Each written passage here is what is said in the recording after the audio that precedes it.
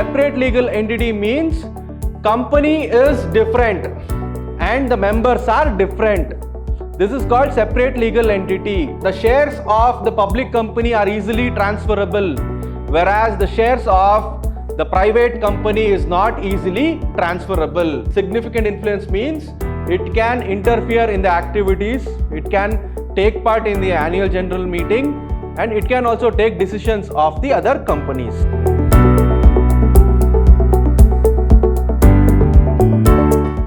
Hello everyone, this is Poorna Chandra, Faculty, Department of Commerce and Management, Vidhyaashram. So the subject which we are dealing is company law. Today will be your first session in Unit 1. So Unit 1 basically it deals with introduction to a company. So let us start. So today the topics which we are covering is introduction to company, meaning, definition and features of company and the various or types of companies. So we will start one by one. So introduction to a company. So a company is a voluntary association of persons formed for the purpose of doing business. So what does this mean? Now certain people, they have got a goal of making money. So their common goal is making money. So they want to start a company so that they can produce a product or come out with a service, sell it to the people and make money. So it is a voluntary association of persons who come together. They have a common goal of making money. So they start a business company. So next is a company can be incorporated. A company can be incorporated under the Companies Act. That is, for the company to have legal binding, it has to be incorporated in any of the Companies Act. Whether it is the latest 2013 Act or the previous 1956 Act. So this is regarding the introduction to company. Definition of company. So according to section 2 subsection 20 of Companies Act 2013, company means a company incorporated under Companies Act 2013 or under any previous law. That is, for any company to have legal binding, it should be incorporated, that is, it should be registered under the Companies Act 2013 or any of the previous law, that is Act of 1956 or any other previous law. Such a company we call it as a company having legal binding. A company is an artificial person created by law having separate legal entity with perpetual succession and common seal.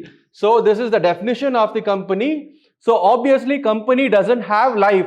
So it is an artificial person which is created by law. That is, it exists only in law. It doesn't have life or body.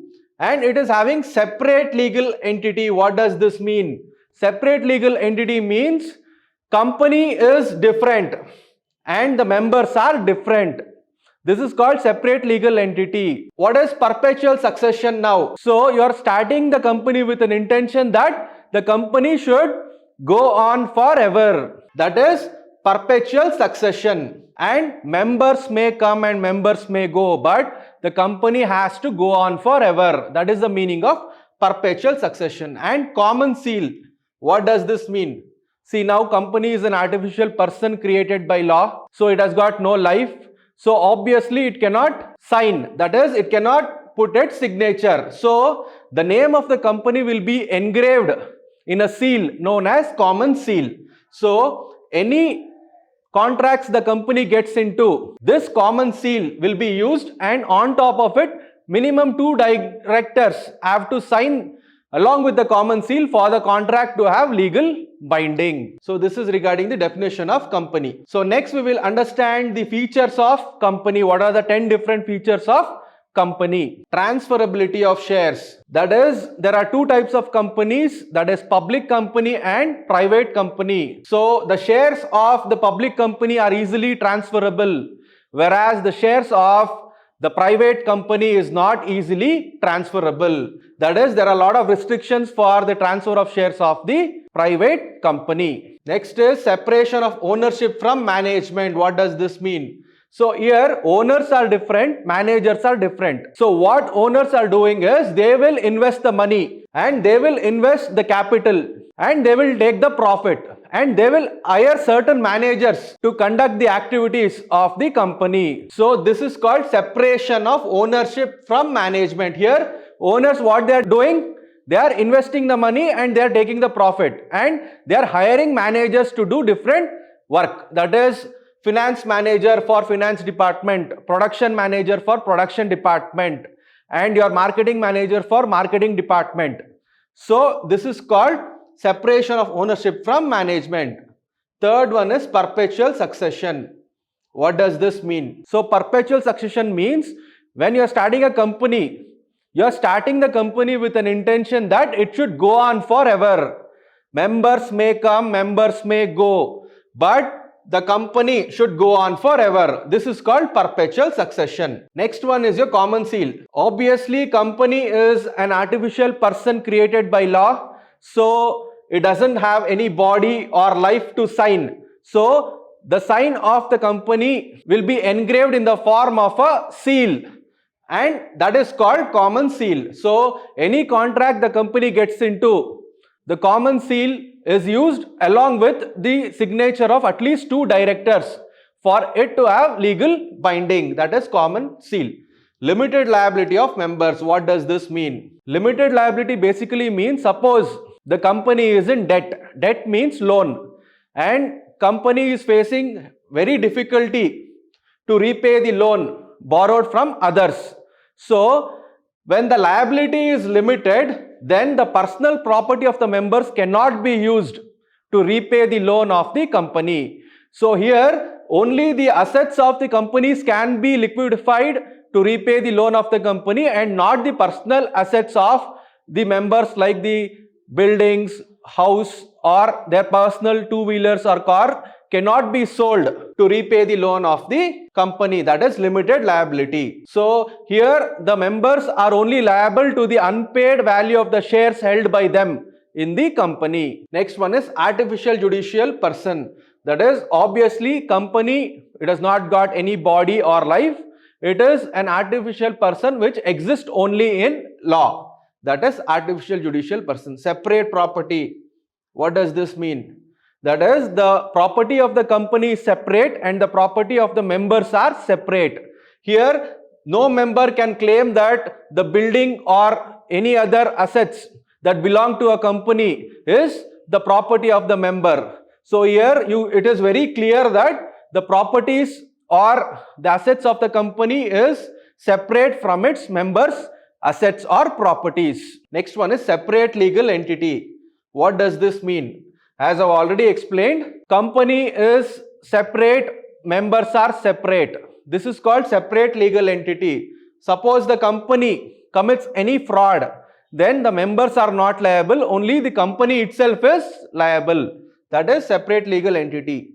Ninth one is incorporated association. Any company incorporated becomes legally binding. That is, for a company to be legal or to have legal binding, it should be incorporated. That means it should be registered under the Companies Act of 2013 or any other previous act. Suppose any company, if it is not registered or incorporated, then it will not have any legal binding. That means it is illegal. Can sue and be sued. What does this mean? That is, suppose another company or any other persons, they commit fraud to a particular company, then that company can file a case against the other parties or other companies. That is, can sue.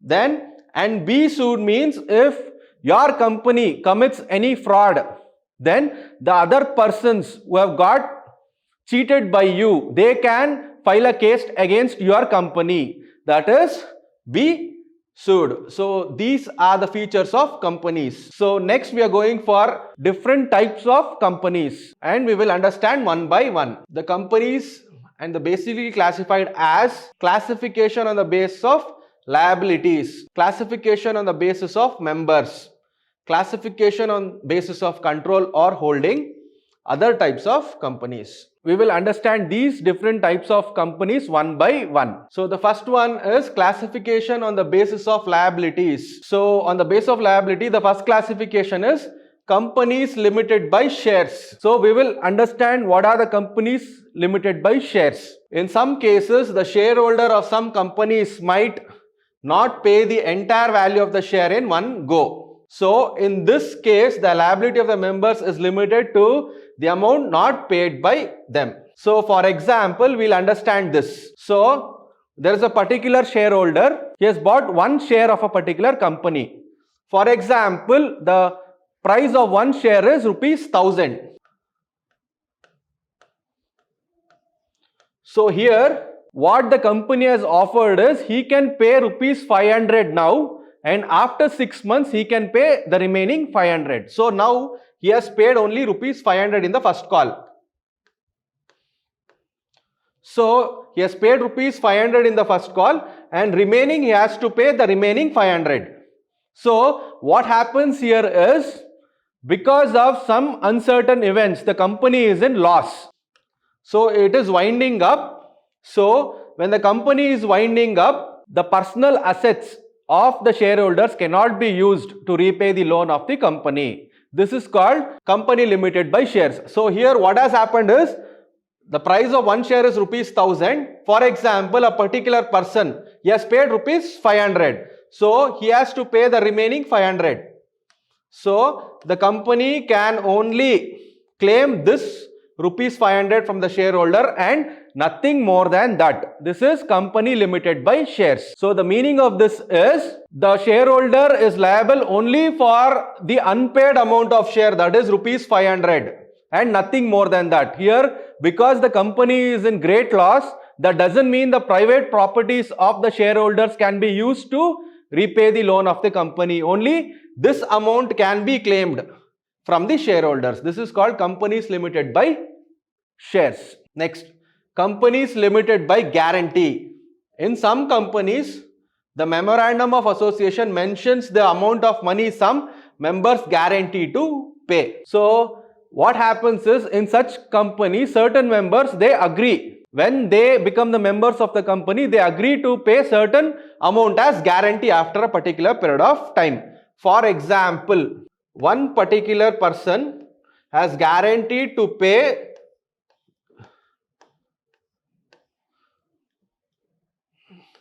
rupees 10,000 to the company after 6 months.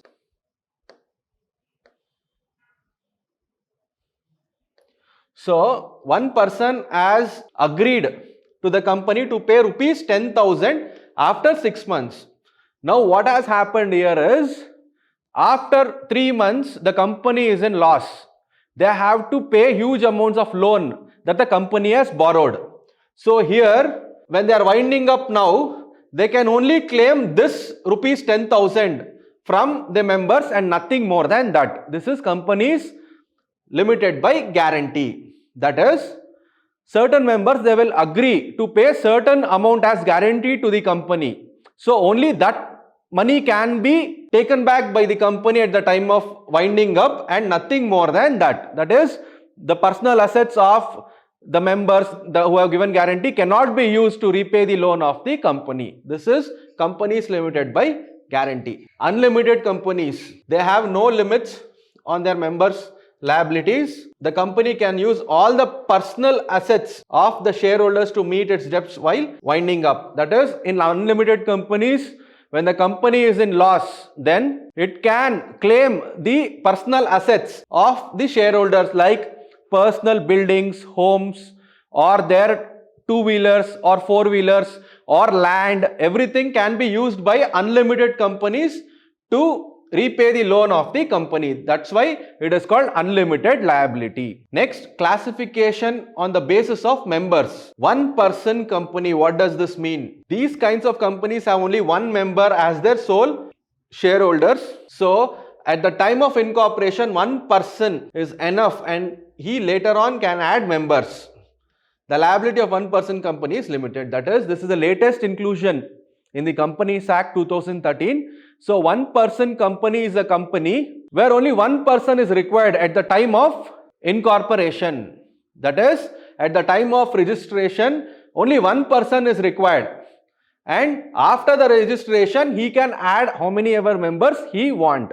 Such a company is called one person company, and the liability of one person company is limited. That is, something bad happens and the company is in debt or loan. here only the assets of the company can be sold to repay the loan, not the private property of the person who has registered the company. This is called one-person company. Next, we will go for private companies. So, private companies should have minimum 2 and maximum 200 members. That is, there should be minimum 2 members to get it registered, and maximum number of members should not exceed 200.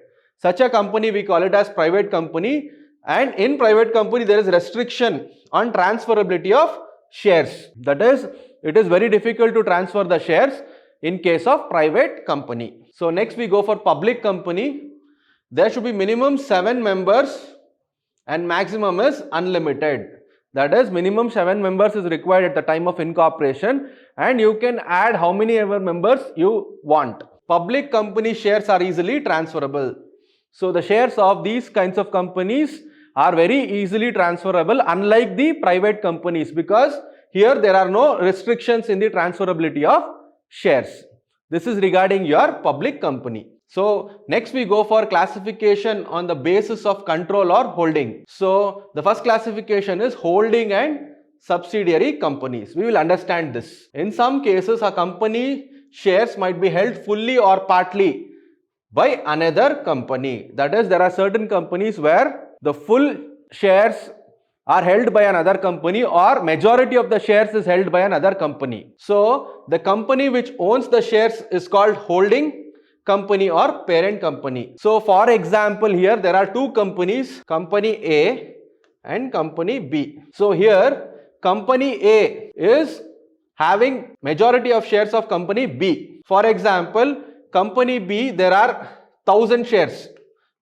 So out of the 1000 shares, company A itself is having 600 shares. So company B, the total shares is only 1000, and out of the 1000, company A has only brought 600 shares. So here A is called the holding company, and the shares of the company which the holding company is holding is called subsidiary company. So this is the holding company and this is the subsidiary company. So the company whose shares the parent or the holding company owns becomes its subsidiary company. So this is the meaning of holding and subsidiary companies. For example, there are 2 companies A and B.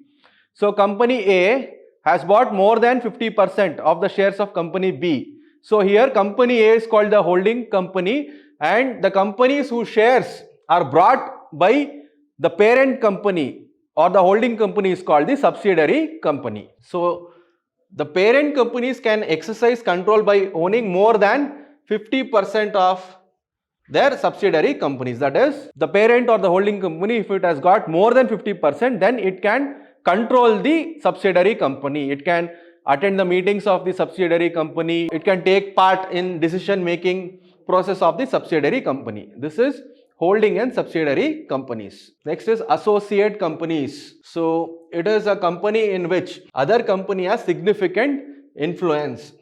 Significant influence amounts to ownership of at least 20% of the shares of associate company. So associate company can also exist under joint venture. So here what happens, there are 2 companies and one company has brought more than 20% shares of another company. So these 2 companies are called associate companies, and the company which has got more than 20% shares of another company, it can have significant influence. What does this mean? Significant influence means it can interfere in the activities, it can take part in the annual general meeting, and it can also take decisions of the other companies. It can also be a part of the planning committee, etc. So it can also exist under joint venture. So what is joint venture? The basic example of joint venture is your Maruti Suzuki. Maruti is a company which is incorporated in India. Suzuki is from Japan. They have collaborated and they are doing activities. That is an example of joint venture. And also your Hero Honda. Hero is from India, Honda is again from Japan. So together they are doing some business activities. That is joint venture. This is called associate companies. Next classification is companies in terms of access to capital. Listed companies, they have their securities listed on stock exchange. So this means people can freely buy their securities Only public company can be listed and not private companies. So listed companies means whatever trading you people do on your stock exchange, that is NSE and BSE. So only companies who have been listed can trade their shares on the stock exchange, or any company that trade their securities on the stock exchange, we call them as listed companies. So here only public companies can list their shares. So only public companies can be regarded as listed companies. Unlisted companies, they do not list their securities on stock exchange. That is, they cannot trade on the stock exchange. They cannot list their securities like their shares or debentures on stock exchange. So such companies we consider them as unlisted companies. So both public and private companies can come under this category. So here both public and private companies can come under this category, that is unlisted companies. Next we go for other types of companies. This is the last classification. First one is government companies. So we will see certain criteria for a company to be considered as a government company. A company is called government if more than 50% shares are held by central government. What does this mean? Suppose there are 1000 shares of a particular company. There are 1000 shares of a particular company, more than 50, okay, we will consider that 501 shares are held by the central government. Then this company, for example, the name of the company is A. So the company A, total there are 1000 shares, 501 shares are held by the central government. Then this company A will be called as a government company. So we will see the next criteria, one or more state government. Now if this shares, 501 shares are held by, for example, we will take Karnataka and Tamil Nadu. Together, if they have 501 shares in company A, then also we can consider it as a government company. This is the second criteria. Third one, jointly by central government and one or more state government. That is, for example, if this 501 shares are held by Karnataka, Tamil Nadu along with the central government, we also call it as a government companies. That is, more than 50% of the shares has to be held by either by the central government or one or more state government, or jointly by central government and one or more state government. So this is called other types of companies, the first classification, that is government companies. Next is foreign companies. So foreign companies are companies which are incorporated outside India, but they are doing activities in India. That is, they are incorporated outside India but conduct business in India. They conduct business by themselves or with some other companies. For example, your Coca-Cola, your McDonald's. Your Coca-Cola or your McDonald's, they are registered in United States of America, but they are conducting business in India. For example, McDonald's, they give franchisee to people who are residing in India, and once they take franchisee, they can conduct business in India. Such companies are called foreign companies. They are registered outside India, but they are doing business in India. Charitable companies, they are registered under Section 8 of the Companies Act 2013. So what they do, charitable institution, their main motto is not making profit. So their main intention is to do some kind of charity or help the society or the weaker section of the society. They promote art, that is, they help poor children to inculcate some kind of art like dancing, painting. So they help poor kids. They give them dancing training, or they give them certain exposure to painting. They get them paints to paint. So such things are called art. Then also science. So they conduct certain science exhibitions for poor kids so that they get exposure to the latest developments in science and technology. Culture also, they help them with cultural activities. They come out with certain programs to implement cultural activities among poor kids. Religion also, they support certain religious activities. And education, they sponsor free education to poor kids who are very good at academics. They sponsor education, lifelong education to them. sports also. Certain kids, they are very good at sports. They get them sports gears or any other things that will help them, that will boost their morale. So that is sports. Then your trade and commerce, that is certain poor people, they come out with very good quality products. So they will help them to trade those products online or offline. So these are the things the charitable companies are doing. They are not doing it for profit. So their main intention is not profit, but to give some contribution to the weaker section of the society, to do some kind of charity. Profit is not the motive here. Dormant companies. So usually what is dormant companies means? They are incorporated or registered now, but their activities will start after few years. So such companies we call it as dormant companies. They are formed for future projects. They operate after few years from the date of incorporation. For example, they might start their activities after 5 years from the date of incorporation. For example, a company, it is registered on, for example, it is incorporated on this date. So they are starting the activities on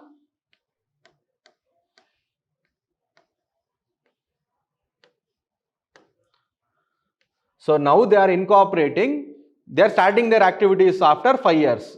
So such companies we call it as dormant companies, nidhi companies. So it functions to promote the habit of using money cautiously. It wants to save money, receives deposits from members and uses them for the benefit of them. That is, nidhi companies, members deposit their money in such companies, and that money will be judiciously or carefully used to help the members. Suppose few members, they've got a very good idea to come out with a new product. So these companies will give them financial funding so that they produce those products, sell it, and they develop themselves as a business persons or entrepreneurs. So this is called nidhi companies. The main aim in nidhi companies is not to waste money, but to help their members financially so that they can come out with certain business activities and become successful. Public financial institutions. They are controlled by the government and conducts functions of public financing. For example, your life insurance corporation, what they do, they come out with life insurance bonds. So people will come out with bonds, they get their life insured, they pay premium, and if a particular person dies, they get the total refund of the money. And these kind of institutions will be monitored by the central government. So we call it as public financial institution. The main aim is to give financial service like insurance to the public. This is called public financial institutions. So how life insurance works is, for example, you make a life insurance bond for 10 years and every year you will have to pay, for example, every year you will have to pay a premium of rupees 10,000. Every year you pay, and after 10,000 you would have paid 1 lakh. So every year you are paying rupees 10,000. So after 10 years you would have paid 1 lakh. So after 10 years, if you are still alive, so what LIC does is, along with this 1 lakh, the interest you will get. This is life insurance corporation. Suppose you die within 10 years, that is, then also they'll give you the total sum assured as per the LIC bond. This is called life insurance corporation. So this is a public financial institution which is monitored by the central government. These are the various types of companies which we have dealt with today. So in the next class, what we will be doing is, we will understand the difference between public and private company and features of the Companies Act 2013, which is very important on your examination point of view, and also your corporate veil, what is corporate veil, and lifting of the corporate veil. So these things we will be understanding in the next class. Thank you.